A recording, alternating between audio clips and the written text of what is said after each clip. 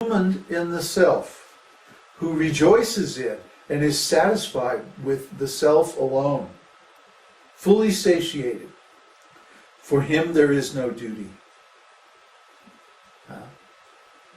For him there is no duty. He's free. Because that is the perfectional state. That is the state that the Vedas are trying to teach us. If you can be satisfied in the self means the soul, the super soul, and the personality of Godhead, or Brahman, Paramatma, and Bhagavan. These three levels are given in Srimad Bhagavatam, in the first canto. That self-realization is three types. Brahmeti, Paramatmeti, Bhagavan iti shabdyate. And it's called Brahman realization, Paramatma realization, and Bhagavan realization. These three levels are there. Brahman realization means what we were talking about, contemplating your consciousness, understanding who you really are. That I'm a spirit soul, I'm pure consciousness. Paramatma realization means understanding Antaryami, the Lord in the heart. That He is present within us. When you look outside through the senses, what do you see? You see the material energy, the material world, material qualities, material actions, and so on.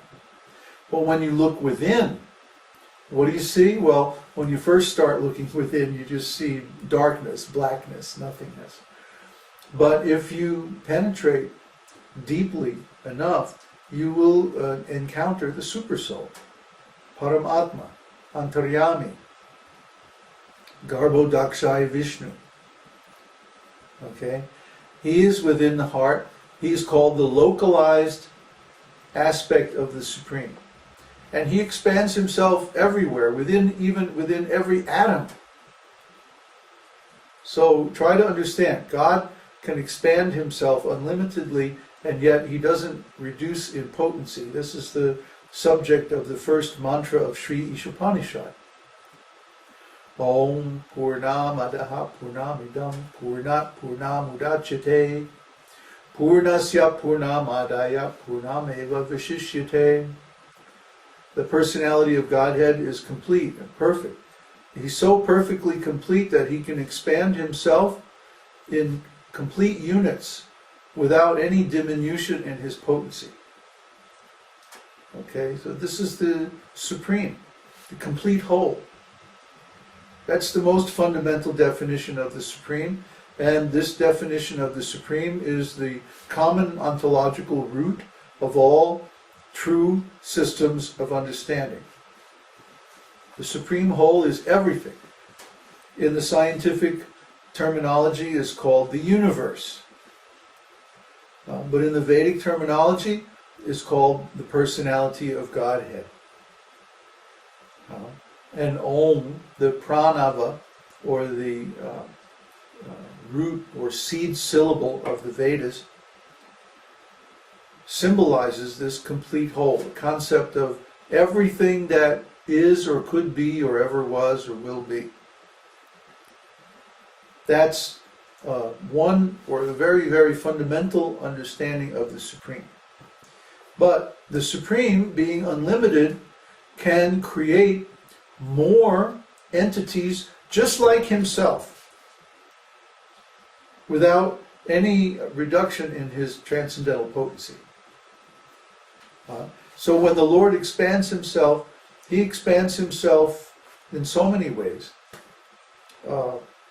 He expands Himself as additional personalities of Godhead. He expands Himself as the spiritual energy, as the material energy, as the jiva souls, as the demigods, the material elements, and so many other ways. And He also expands Himself as super soul within all of His energies. So He's everywhere. He is everywhere in His original form and with His complete potency. God is omnipotent, omnipresent, and omniscient. And the self-realization experience that corresponds with that is Paramatma realization. And then finally there's Bhagavan realization, the personality of Godhead, the supreme object and origin of everything. So these three levels correspond to the sun rays, the sun disk itself, and the demigod of the sun planet. The example is given. If we study the sun, the first thing we see is the sun rays. In fact, if there weren't rays emanating from the sun, we wouldn't even know that it's there, isn't it? So by studying the sun rays, we can learn a lot, because the sun rays are of the same quality as the sun itself. They're separated though. So similarly, the soul, or Brahman, is the energy, the spiritual energy of God. And by studying the soul, we can learn about God, because the soul is of a similar quality to God, just a much smaller quantity. It's like the ocean and the drop. The drop of water from the ocean is the same quality, the same salinity, the same liquidity, the same so many other qualities.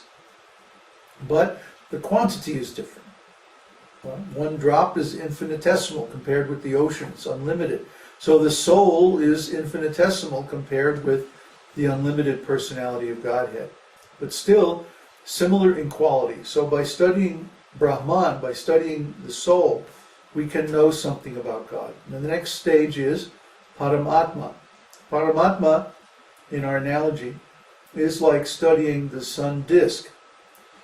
We've studied the sun rays, we understand the quality, and then we go looking for, well, where is the source? Where is the ocean? If this is the drop, where is the ocean? If this is the ray, then where is the source of emanation of this ray? So then we go to study the sun disk. It's like studying the Paramatma within the heart. He is the origin of the soul. So he is the ocean of spiritual energy, the unlimited source. Finally, if we go actually travel to the sun planet, and we enter the sun planet, then we can meet the demigod of the sun, the personality who controls the whole thing. The sun is such a huge, amazing, powerful source of energy. Do we think that this is going on without somebody controlling it? That's nonsense. That's madness. The scientists are crazy. They're just like, batshit nuts. I mean, really, they're just crazy that they could think that something as powerful as the sun doesn't have any controller. It's just operating according to chance. This is nuts. Ask you, Mr. Scientist, does your laboratory operate by chance? Or is it that every single experiment, every single instrument in your laboratory is controlled directly by you or one of your assistants? Isn't it? Do any of these instruments operate all on their own? Let's say you have a little atomic reactor in your laboratory. Does it just operate by chance? Of course they have to admit, no, I control every single instrument in my laboratory. Mr. Scientist, you just proved yourself wrong. Because if your little nuclear reactor in the corner of your lab requires so much instrumentation and so much expert technicians to operate it, did you see that film, Dr. No? It's so funny. James Bond, he sneaks into the mad scientist's laboratory, and he changes just the one dial that causes the whole thing to blow up. So I mean, one wrong move with a nuclear reactor, like 3 Mile Island, the whole thing can melt down, like Chernobyl. The whole thing melted down, and the Soviets were so stupid, they didn't even put a containment building around their reactor, and so it screwed up the whole state. The whole area is now permanently radioactive. So you're going to let that reactor be controlled by chance? I don't think so. So here you have the sun. The sun is so powerful that if anything went wrong, it could destroy the whole solar system. So if you were God and you were creating the solar system, are you going to let the sun operate by chance?